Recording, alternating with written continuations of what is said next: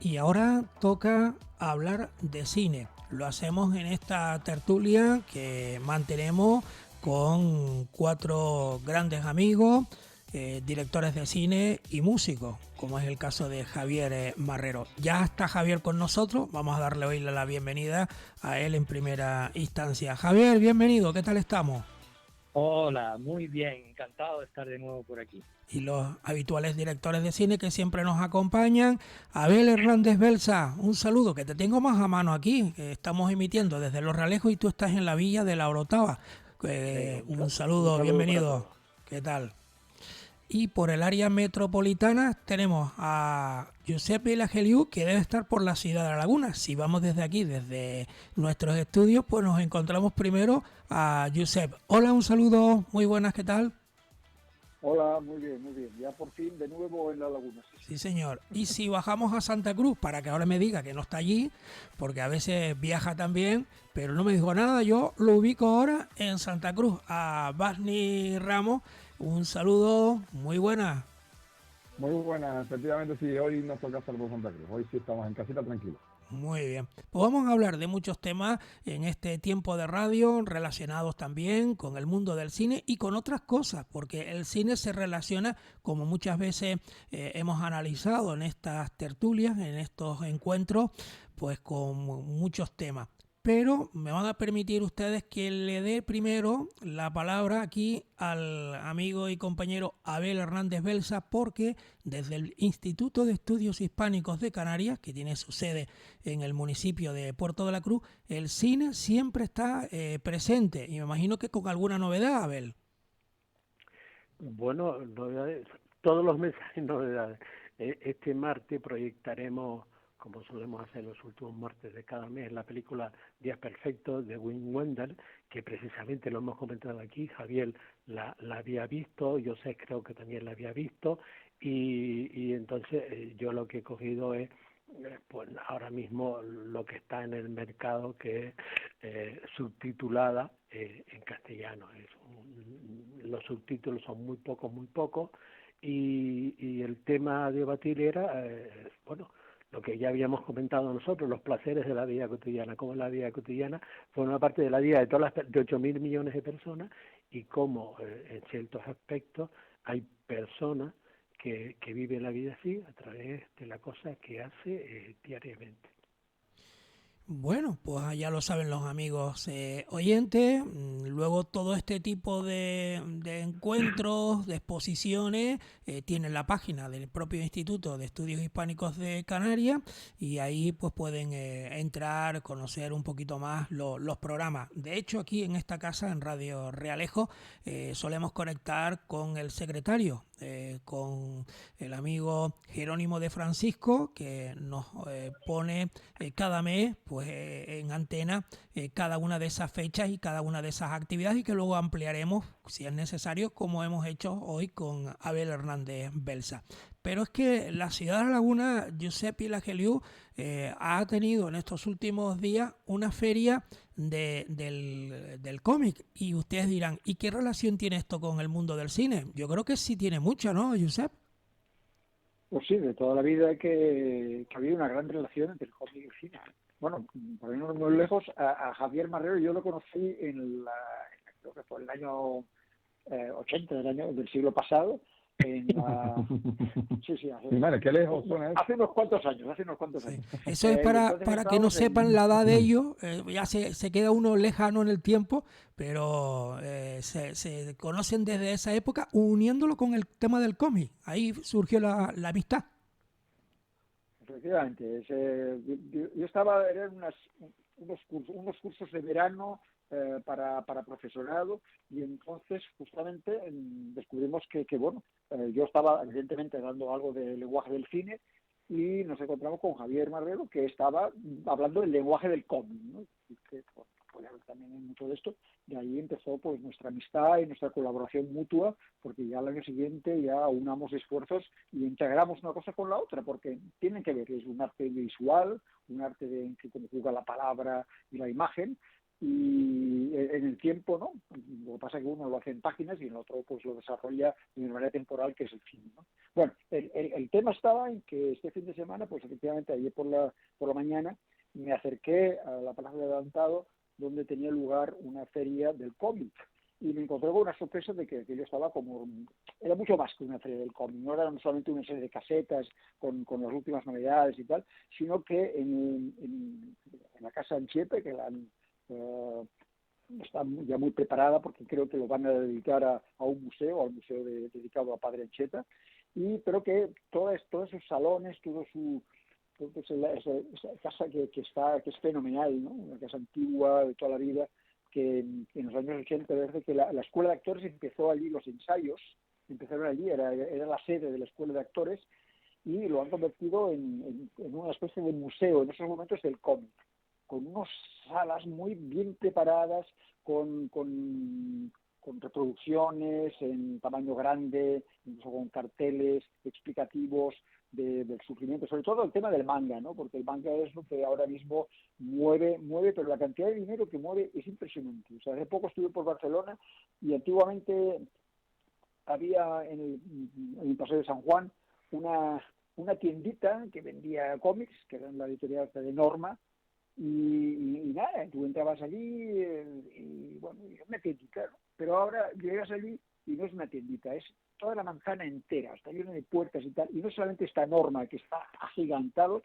sino que además está el Norma, pero para los juguetitos, ¿no? El merchandising ese en que todos los personajes del cómic se convierten ya en figuritas, que por cierto estaban también en la Ermita de San Miguel, aquí en la Laguna, un montón de figuras, ¿no? Pero allí en Barcelona es que había figuras hasta de 1 metro de altura, impresionante, del tema de los personajes, de los superhéroes y de los villanos también, ¿no?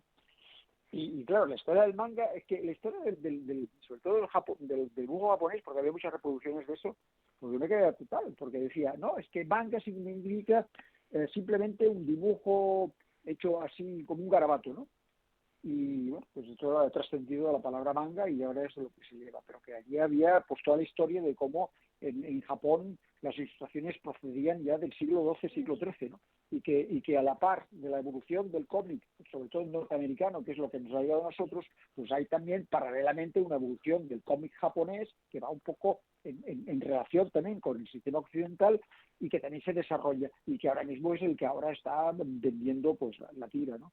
Y luego de ahí pues pasó a lo que es el anime, y el anime que es los dibujos animados del propio cómic, ¿no? No sé, lo dejo ya, he hablado ya creo que bastante. Por cierto, había ilustraciones de Superman y de un montón de personajes americanos y tal, pero en plan, ¿sabes?, de dibujos japoneses, ¿no? De ilustraciones en japonés, con todo en japonés y tal, pero además con las versiones japonesas de los héroes que nosotros conocemos, pero que eran de alguna forma diferentes, ¿no?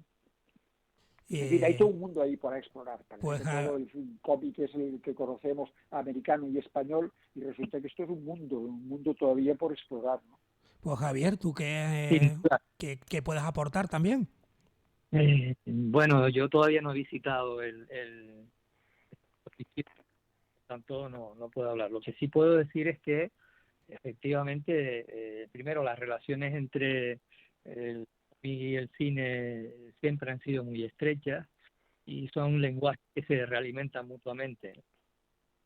Precisamente el fin de semana sí estuve en una película en el TEA que se llama Ama Gloria, que es el relato, la historia de la relación de una con su cuidadora, con su ama, en donde mezclan precisamente secuencias narrativas filmadas en cine con fragmentos de vídeo, de vídeo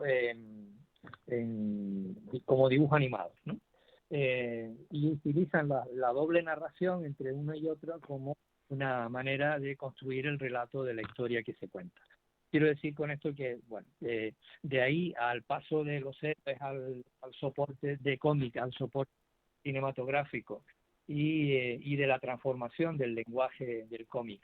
En los antecedentes del cómic son, como bien decía Josep, muy diversos y muy amplios, ¿no? En el siglo XV se utilizaba para evangelizar a los nuevos destinatarios de aquel momento de la colonización española en Latinoamérica. Se utilizaba un catecismo que era realmente un cómic. Se contaba a través de imágenes vida y milagros de lo que se suponía que era la religión católica en aquel momento. Ese tipo de recursos siempre estuvieron presentes a lo largo de la historia, han estado presentes y han creado los antecedentes de lo que hoy conocemos como la cultura del cómic, ¿no? El TVO famoso, ¿no?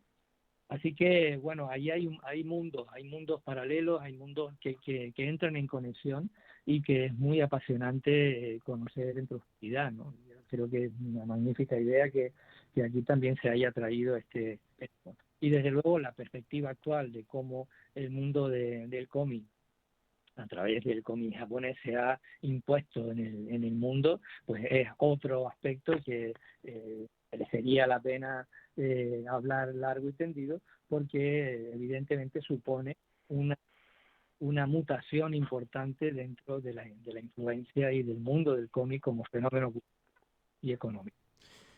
Pasni, ¿tú qué opinas? Sí, o sea, yo un poco haciendo referencia a lo que tiene que ver el cómic, o sea, a la importancia del cómic con el cine, que es un poco de lo que siempre hablamos. Está claro que hemos vivido de hace, bueno, un par de años, una explosión brutal de la utilización del cómic como fuente de historias para producciones cinematográficas. Lo que pasa es que, claro, lo que se ha hecho y sobre todo lo que se ha explotado ha sido pues el cómic de superhéroes. O sea, estamos hablando de adaptaciones a cómics de las dos grandes compañías de cómics americanas, no japonesas, sino ni mundiales, sino americanas, que son Marvel y DC. Y claro, y a través de ellas pues hemos tenido, bueno, empezó la cosa encontraron un filón gordo, los de Marvel, con Iron Man. Fue la primera película así que fue sacada directamente por el estudio, porque claro, ya se habían hecho otras películas de otros estudios, por ejemplo, sin irnos muy lejos, en el año 79 se estrenó Superman, y Warner normalmente siempre tenía los derechos, ¿no?, sobre las reproducciones de cómics de DC. Y después empezaron con Superman, después siguieron con Batman y todas ellas producidas por Warner. Y de hecho, la Fox empezaron a producir películas, por ejemplo, de los X-Men, o la Sony cogió los derechos de Spider-Man, y entonces hicieron la trilogía de Spider-Man en Sam Raimi. Y ya fue cuando Marvel directamente creó un estudio cinematográfico propio, y luego se alió con Disney, pero al principio era un estudio cinematográfico propio, o sea, Marvel Studios, y ahí fue cuando explotó todo, realmente. O sea, ahí ya cogieron y dijeron, bueno, señores, vamos a montar un pollo, y crearon la película de Iron Man, y a partir de ahí empezaron a presentar todos los superhéroes que iban después a juntarse en Los Vengadores, y claro, todas eran películas de generación de personajes, de presentación de personajes, hasta que ya consiguieron ir uniendo los personajes. Al principio fue Civil War, y después ya empezaron con Los Vengadores, bueno, Los Vengadores, después Civil War, después que la cosa se fue complicando, se fueron uniendo todo, y al final, pues bueno, han hecho películas que han sido de las más taquilleras de la historia del cine. Pero ¿qué pasa? Pues que ya la burbuja se está pinchando, ya no es ese boom brutal que había de cine de superhéroes entre los 2000 y los 2010, ya estamos en el 2020 y no ha habido una superproducción de superhéroes que combata un poco con la última de Los Vengadores, por ejemplo. Los Guardianes de la Galaxia 3 ha sido la única que más o menos ha estado luchando ahí en mantener el nivel, y ya como que la propia Marvel se ha dado cuenta de que ha gastado mucho la fórmula. Y aparte de eso, porque claro, parece que cuando hablamos de cómics solo hablamos de Marvel y DC, ha habido un montón de adaptaciones a cómics y que han sido auténticas maravillas de películas, pero no estamos hablando de películas así al uso. O sea, estamos hablando, por ejemplo, del mismo David Cronenberg, adaptando una novela gráfica, o por ejemplo las novelas de de Frank Miller o bueno, por ejemplo, Watchmen, por ejemplo, también. O sea, que no tienen Sí, por era qué ser. un cómic prodigioso, ¿no? Exacto, pues Watchmen, luego también V de Vendetta también, luego también bueno, From Hell, o sea, han hecho un montón de adaptaciones, unas pues mucho, o sea, mejores que otras más fieles que otras, pero vamos, que cada una con su propia idiosincrasia. O sea, idiosincrasia. El problema está en el acercamiento, y cuando tú dices cómic, parece que la gente dice, bueno, eso es para niños, eso es para jóvenes y tal. Para nada. O sea, claro, dentro de lo que es el cómic, hay quien ha hecho una división y ha dicho, ha hablado de la existencia de la novela gráfica, para que no sea considerado cómic, porque dice cómic para niños, novela gráfica. Ah, bueno, eso sí es para adultos. Y entonces, claro, cuando hablas de novela gráfica, la gente dice, guay, pues voy a verla porque está seguro que es para mí y tal. Y realmente cualquier cómic es una novela gráfica. O sea, no hay que estar diferenciando. Pero claro, hay historias que son como un poco más adultas que otras. Y al final, pues acabas viendo, bueno, de hecho, el mismo Batman. En Batman tú lo ves, o sea, ves cómo hay películas que están tratadas de una manera y otras películas que tratan a Batman de otra manera porque están inspirados en cómics y en épocas diferentes de Batman. Pues todo eso al final acaba generando un universo bastante rico y que ha aportado muchísimo al mundo cinematográfico. Bueno, y bastante liado, ¿eh? Porque claro, como resulta que todas las películas de ese mundo se van continuando una a la otra, llega un momento que como te hayas despistado y no hayas visto dos o tres o entres en una de las últimas películas, no te enteras de nada, porque todos los personajes vienen de películas anteriores, es como una serie que lleva 20 años haciéndose, ¿no? Pero es que encima han metido series también por medio y las series también forman parte de lo que ellos llaman el canon, ¿no? O sea, lo que es la Biblia, ¿no? De historia. Y ya cuando ya empiezas como por ejemplo el caso de Star Wars, que han metido novelas gráficas, series, películas y videojuegos, ya bueno, está claro que meterte dentro de todo ese universo pues ya se empieza a hacer un poco complejo. Pero después te encuentras cosas maravillosas como la película Joker, por ejemplo. Joker está basada en un personaje de Batman, pero que no está basado en un cómic en concreto.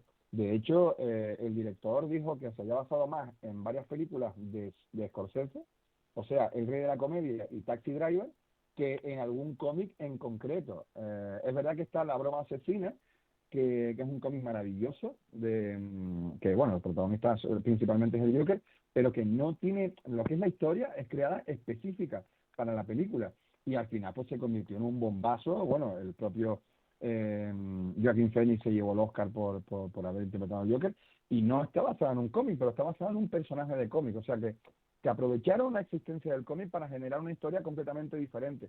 Y al final, pues claro, vas viendo cosas que son brutales. Hay una película que se llama Llaman a la Puerta, que es la última película que dirigió, bueno, que ha estrenado M. Night Shyamalan, el del Sexto Sentido, y esa película está basada también en una novela, y es maravillosa. Una novela, me refiero, perdona, una novela gráfica. Y es maravillosa. Al final, eso, hay muchísimas historias en novelas gráficas que merecen ser vistas y que creo que la gente tiene que abrirse más a la existencia a la lectura de la novela gráfica, porque hay historias maravillosas. A ver, ¿tú qué opinas? Bueno, yo me voy a bajar aquí a tierra y decir que yo tengo dos películas, una titulada Crimen, basado en una novela de Agustín de Espinosa, donde siempre hago los storyboards. Y para mí los storyboards son novelas gráficas. ¿Por qué? Porque me sirven para guiarme luego. Porque cuando haces 3.000, 4.000 dibujos, despacio, te pegas hasta 2 años en hacerlo, pues tienes que tener lo estático para pasarlo a lo dinámico. Entonces, para mí los storyboards son novelas gráficas. Explica un poco lo que es el storyboard, que igual resulta que algunos de los que estén escuchando... El storyboard es lo que emplea la gente para, en cierta manera, hacer el preámbulo a la película. ¿Cómo quiero hacer la película? ¿Cómo quiero dirigir este plano? ¿Cómo este plano secuencia puede ser así? Vamos a cambiarlo. Es una orientación general que muchos los directores lo emplean para guiarse luego en la producción. En el caso mío, pues yo hago un storyboard, pero que me sirve. Tengo el libro, hago el storyboard y lo convierto en una novela gráfica, porque es la que me sirve a mí para luego hacer el dinamismo de la figura, pero a partir de lo estático de la novela gráfica. Y entonces, pues nada, tengo ahí, son exactamente 15 minutos basados en este libro, y ahora precisamente estamos a la mitad, un año más o 2 años más, de la batalla de Acentejo, que lógicamente es un trabajo mucho más difícil, más arduo, basado lógicamente en mis dibujos y en mi forma de ver el cuerpo humano. Entonces, nosotros queremos que sea un mediometraje, por eso digo 2 años más, porque es bastante difícil. Entonces, sí tenemos ya la novela gráfica de lo que queremos decir en esta película de ficción sobre la batalla de Acentejo. Ya la tenemos, son exactamente 20 hojas, estamos hablando de un formato 1:4, y ya lo tenemos, ya sabemos lo que queremos hacer, ya sabemos a través de la documentación que hemos consultado, que mucha gente dice que no existió, otra que sí, los incondicionales, que sí existió, la primera victoria de los guanches sobre los castellanos, etcétera, etcétera. Entonces, nosotros a través de esta novela gráfica, este storyboard, entonces lo que vamos es definiendo a los personajes y documentándonos para, lógicamente, a veces se cometen errores históricos, a veces no, a veces sí, y lo único que te vale a ti es la documentación histórica. Consultas un libro a otro y tal. Y esto hemos estado exactamente 8 meses para hacer esta novela gráfica. 8 meses porque no hemos querido documentar, no hemos querido a ver cuántas fuentes hablan de esto y qué hablan de la batalla de Acentejo, aparte, lógicamente, de meternos un poco en el Tenerife antes de 1492 y hacer muchos dibujos sobre el Valle de la Orotava, etcétera, etcétera, sobre la Victoria, la Matanza, etcétera, etcétera. O sea que hay Abel momentos... da nombre en esta comarca del Valle, de lo que es la comarca de Acentejo, ¿no? Da nombre a los 2 municipios, una Victoria y una Matanza, ¿no? Efectivamente. Y tiene que ver desde el punto de vista de los conquistadores, que no nos vamos a meter en eso.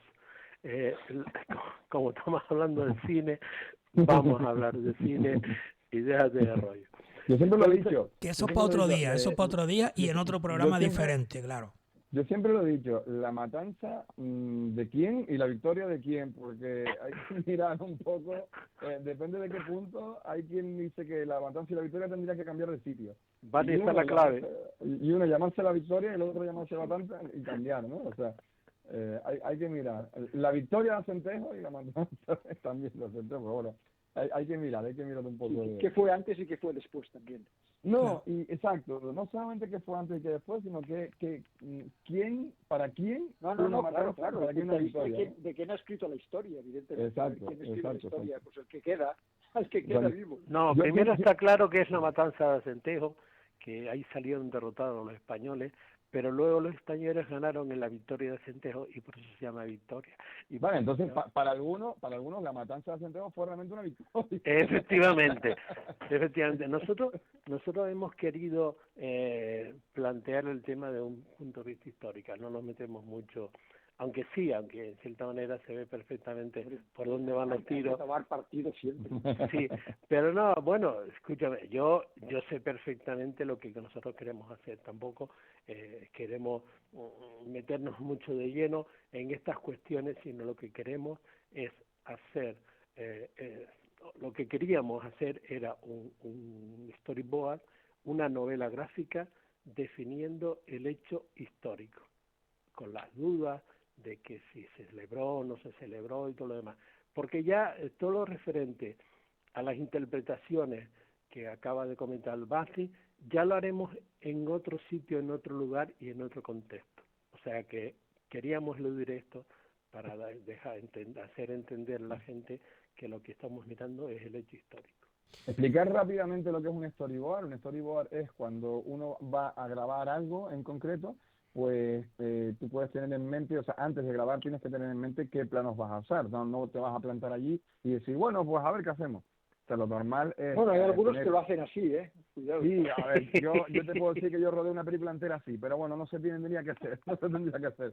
No, cada película necesita un sistema de preproducción diferente. Exacto, exacto. Entonces, Eso, lo normal es que tú plantees con una serie de meses, incluso de antelación, qué planos vas a rodar y cómo vas a rodar, para ir preparando todo lo que va a salir en ese plano, dónde se va a rodar, las localizaciones, todo, el equipo técnico, todo lo que necesitas para grabar ese plano de esa manera. Entonces, para poder explicárselo a todo el equipo, porque eso el director es el que lo tiene en la cabeza, para podérselo explicar a todo el equipo, tú primero lo escribes. Vale, esto va un plano medio que coge esto, va aquí, personaje está a la izquierda, el otro a la derecha, tal igual. Eso lo escribes y después se lo pasas a una persona, o tú mismo si tienes la capacidad, y lo dibujas en forma de viñeta. Y dibuja lo que tú, lo que tú quieras que se vea en pantalla. Esta persona aquí a la izquierda, esta persona aquí a la derecha, al fondo tal cosa, al fondo cual cosa, y el plano tiene que ir desde la cabeza hasta la mitad del pecho. Pues eso se dibuja cuando tú llegas al rodaje y le enseñas a la gente, mira, este es el plano. Todo el mundo automáticamente sabe perfectamente quién sale en el plano, qué es lo que va a ocurrir, qué es lo que tienen que tener preparado para ir a tiro hecho. Y así Claro, no perdemos tiempo en explicar las cosas. Sabes lo que necesita, el que tiene que construir decorados y tal, pues es lo que ve, lo que va a aparecer en el plano. No hace falta construir una gran ciudad, o como decía Hitchcock en un momento dado, que decía, no, yo solamente necesito media escalera, no hace falta que construyan la escalera entera. Exacto. O hay veces que incluso hay gente que se vuelve loca y te construye el techo. Entonces el techo no sale en ningún momento. Y dice, pues nada, ¿para qué hemos construido el techo? Y cosas así. O por ejemplo, un rodaje que va a tener lugar en el interior, y el interior es una casa que tú has creado. Entonces, claro, necesitas saber cuáles son los planos para que el director de fotografía sepa dónde va a colocar las luces y de qué manera las va a ubicar para que no se vean en plano. Pues todo ese tipo de cosas son bastante importantes, y para eso es un storyboard. Que lo que pasa es que después tú ves el storyboard, y el storyboard es un cómic. Es un cómic porque te cuenta la historia en viñetas directamente. Y eso pues lo que se utiliza antes del rodaje. El caso mío en concreto no se trata de pasar de la historia a una película de ficción normal y corriente. El tema no necesitarías unos cuantos millones para poder hacer esto que estás efectivamente. Entonces, lo nuestro es, de una viñeta a otra, hay un desarrollo dinámico de la acción. Entonces, nosotros hemos dibujado ya los personajes en la viñeta, no los vamos a tocar, lo único que vamos a moverlo hasta la otra viñeta. Entonces, ahora mismo estamos hablando de que partimos exactamente de 260 planos, y a partir de ese momento desarrollamos dinámicamente todas las viñetas. Entonces, entre una viñeta y la otra podemos pegarnos pues tranquilamente 2 o 3 minutos, pero hay entre una viñeta y otra nos hemos pegado exactamente 6 minutos de desarrollo, porque es el momento del fragor de la batalla y todo eso, pero eso hay que dibujarlo, y eso hay que lógicamente pasarlo a dibujos dinámicos, o sea que es bastante difícil. Por eso digo que tarda muchísimo, y aparte de eso nosotros somos eminentemente amateurs. Lo único que queremos es desarrollar estos aspectos, que no tenemos ningún estudio como los que hay en Santa Cruz, porque trabajan para estas grandes productoras, sino que somos gente sencilla que quiere hacer determinado trabajo. Pues el tiempo se nos va ya marchando, y esto tiene que llegar al final, ¿no? Aquí ahora el malo soy yo, tiene que bajarse el telón, ¿no? Como solemos decir en el mundo del cine. ¿Algo que se te quede por ahí rápidamente, Javier Marrero, que has intervenido poquito hoy? No, lo único es recordar, volviendo al principio del tema inicial, que cómo el mundo de los superhéroes finalmente llega a la imaginación de los menores, ¿no? Mi nieto ahora mismo tiene 4 superhéroes que compiten entre sí, pero ya no solamente en cómics, sino que los tiene físicamente en la mano. Es decir, empezamos ya a pasar del cómic, del relato del cómic, al cómic como un elemento de construcción de la imaginación y de la fascinación infantil, ¿no? Entonces, bueno, el recorrido de todo esto es muy amplio, ¿no? Y precisamente acaba en una alimentando pues la imaginación y la creatividad de los menores, ¿no? También, entre otras cosas, y de los mayores. Bueno, pues aquí lo dejamos. Ya la próxima semana volveremos con más cosas interesantes. El de hoy, el tema que hemos hablado con los habituales compañeros de la tertulia. Basni Ramos, muchísimas gracias, como siempre, por estar ahí. En una semanita volveremos a hablar de más cositas. Perfecto, un abrazo enorme y muchísimas gracias por dejarme formar parte de este equipazo. Un abrazo. Josep Vilageliu, lo dicho también, un abrazo y muchas gracias. Nada, hasta la semana que viene. Abel Hernández Belsa, un abrazo también, muchas gracias. Abrazo para todos. Y a Javier Marrero, un abrazo también, muchas gracias. Muchas gracias a ustedes por dejarme como intruso en esta tertulia. Una cosa, la semana que viene seguiremos porque aquí no dimite nadie, así que... Efectivamente, yo sigo aquí la semana que viene con los micros abiertos y ustedes seguirán ahí también hablando de más cositas, que viene bien, que viene bien. Amigos, hasta la próxima, y ustedes no se nos marchen, amigos oyentes, que seguimos ahora con el resto de la programación.